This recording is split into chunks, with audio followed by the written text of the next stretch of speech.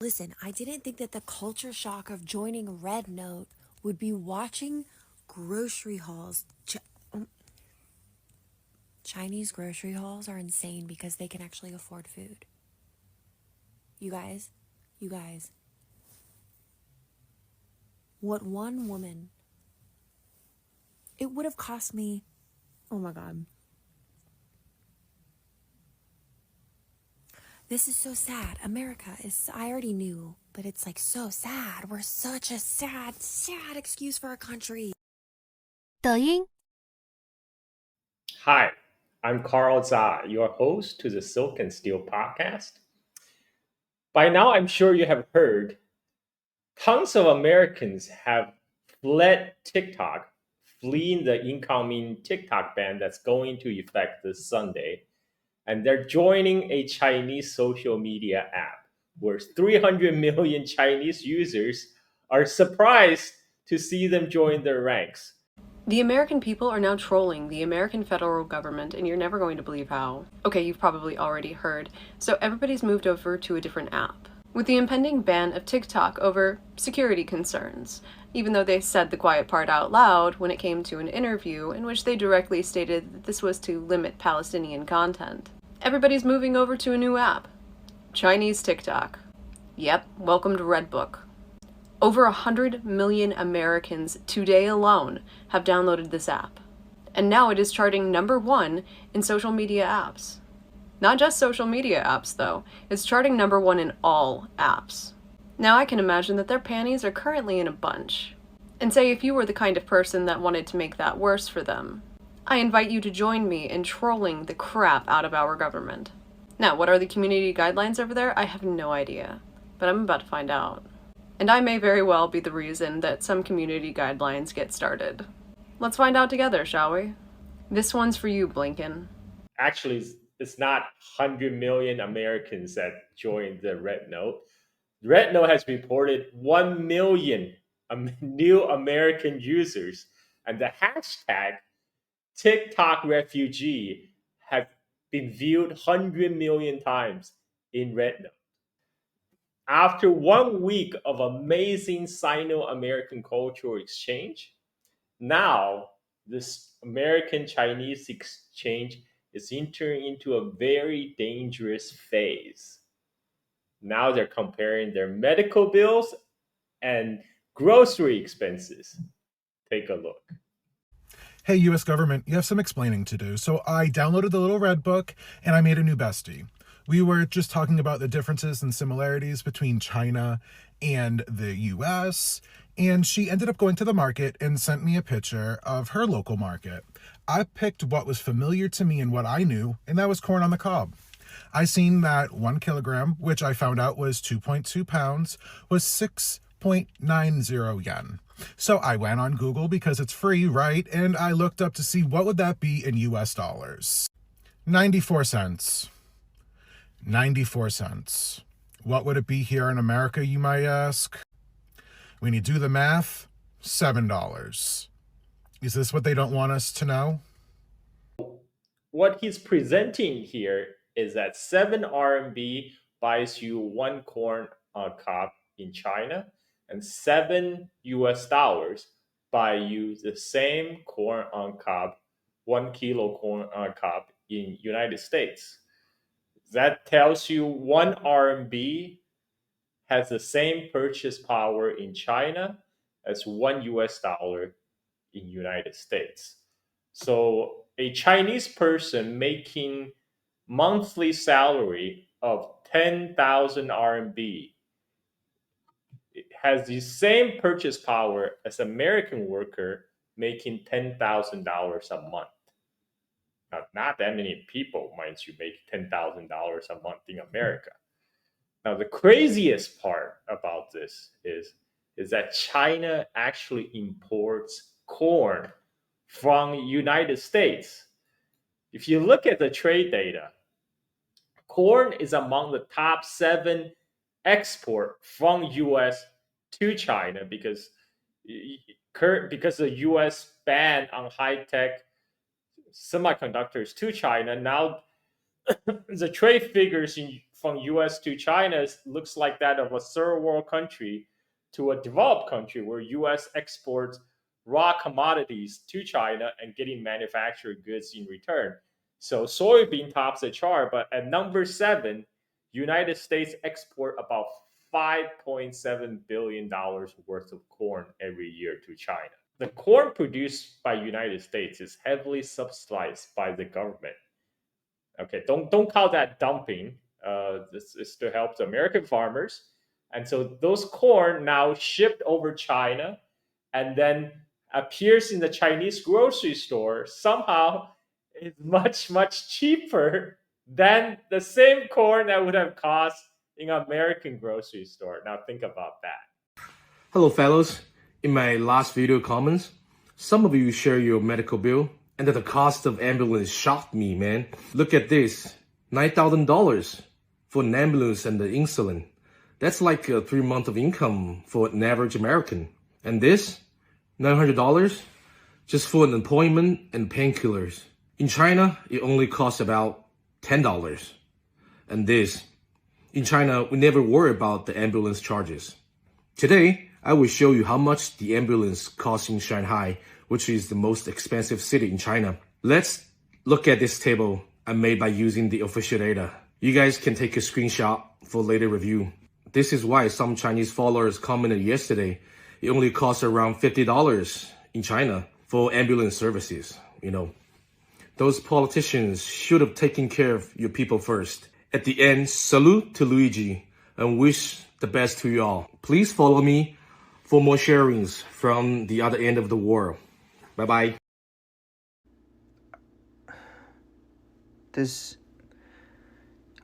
I'm moving to China. What the fuck? Somebody can pay $69 a month for water, electricity, internet, and their apartment? And it's a 2-bedroom with a living room, kitchen, 2 balconies, and a middle-sized washroom, and the internet is 1 gig?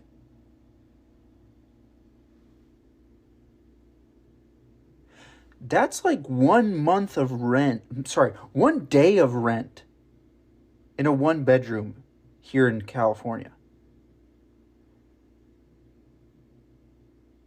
I could work 1 day and cover all of my expenses.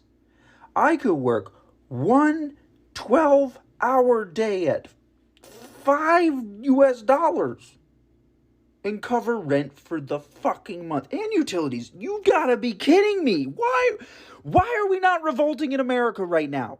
So I downloaded RedNote, and I am no longer convinced that we are living in a first world country. Seeing the everyday lives of Chinese people, like obviously certain Chinese people, I'm not saying everybody's lives, but it's just like insanely eye-opening. There's something really remarkable that I have noticed about most of these Chinese people, even older people, like people in their 40s, 50s, 60s, they look so much less traumatized than most Americans. Our citizens here are not only like really cold and mean and disconnected and combative, but like you can just see people's problems on their face. You can see that they are exhausted and that they've been brutalized. Now, I don't fully understand Chinese culture at all, and I'm sure it varies a lot. It's a very, very big place. But it's interesting seeing how lighthearted and kind and gentle these people are, especially in comparison to Americans. We just have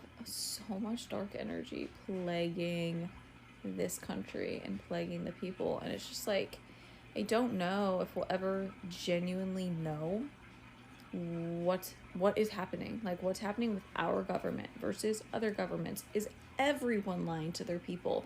Like, we live in so many layers of deception. Like, I don't know if we'll ever actually know what is happening. The government has been lying to us about China for decades. Now that we've all gotten on RedNote and we can see the lifestyle that all of the Chinese people have, a lot of us Americans are fucking pissed. The price of going out to eat, the price of groceries, public transportation. And the people on RedNote are so fucking flabbergasted that we have to work 2 jobs just to keep our roof over our head. US government, you fucked up big time, which is not a surprise because you do it constantly. Even if TikTok gets banned, I've seen enough I have been woken up. I grew up fed propaganda that China is evil and that they treat their citizens like shit. I mean, I was raised by MAGA. It's the main reason why I feel so radicalized. American culture, American society is toxic, gross, poisonous. They poison our food. They jack the prices up of everything. We don't get health care. We don't get good public transportation, even though we're all on the same fucking continent. We destroy the planet for money, power, and control.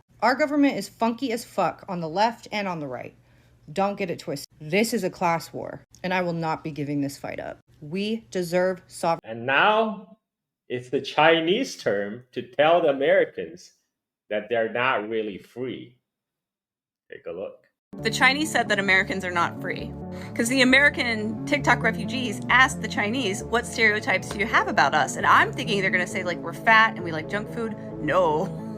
They said that we think that we are free, but we are not, that we live under an oligarchy, and that we essentially live in a corporation. And we're fat. Oh, wait.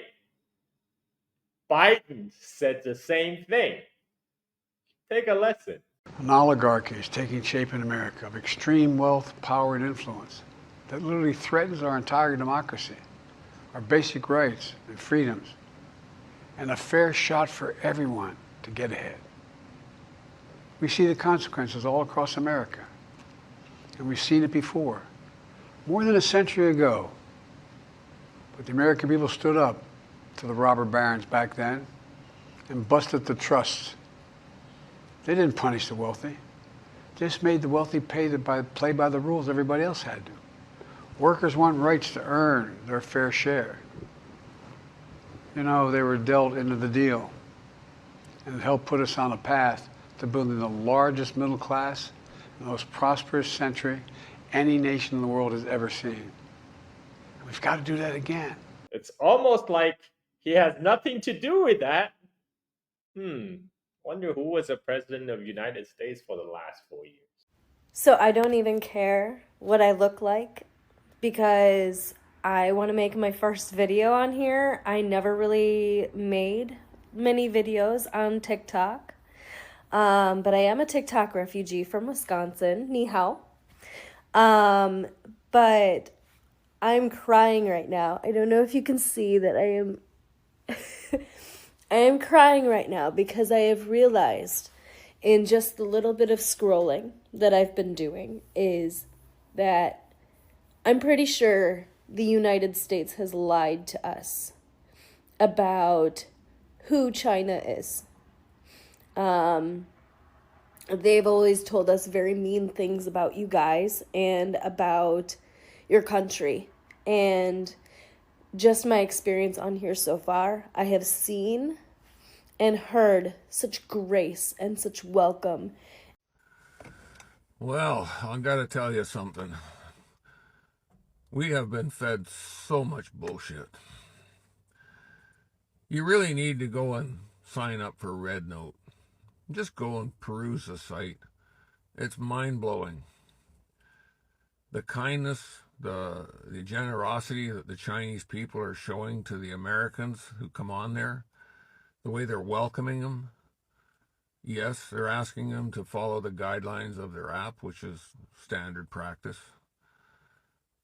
But when you start looking at what you see on RedNote versus what the governments have been handing us for propaganda and bullshit, my God, man, I spent a couple hours just going through the site, and really, it's worth the time for you to just sign up, go onto the site, and you don't even have to set up a full account to go and look. But, like, the amount of money that they have to spend on groceries, for example, is peanuts compared to what we pay here in Canada, and I'm sure the same in the U.S. It's like night and day. Their world there is so much better than the way they portray it. They're not a repressed people. They're intelligent. They're not what they try and tell us, that they are evil. China, China, China, as Trump would say. Go have a look. Seriously, you're going to get a rude awakening about the truth and the propaganda that we've been hand-fed for years, that China's our enemy. They're not our enemy. Our enemy are the people who sit in those fancy chairs in Congress and Senates and politicians, the rich, the Mark Zuckerbergs of the world, the people who hand us BS.